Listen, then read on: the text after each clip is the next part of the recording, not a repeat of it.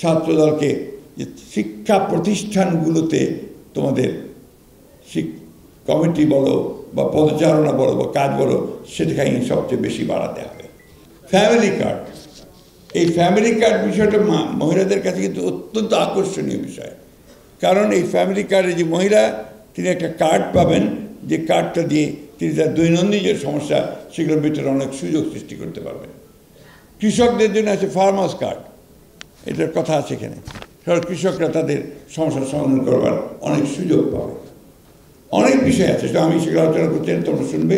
শুধু একটা কথা আমি তোমাদেরকে অনুরোধ করব, ছাত্রদলকে যে শিক্ষা প্রতিষ্ঠানগুলোতে তোমাদের কমিটি বলো বা পদচারণা বলো বা কাজ বলো সেটাকে সবচেয়ে বেশি বাড়াতে হবে। শিক্ষা প্রতিষ্ঠানে কিন্তু তোমাদের যথেষ্ট একটা অভাব পরিলক্ষিত হয়, যে কারণে আমরা বিগত নির্বাচনগুলোতে খুব ভালো করতে পারিনি। এই জায়গায় তোমাদেরকে আরও বেশি করে আসতে হবে।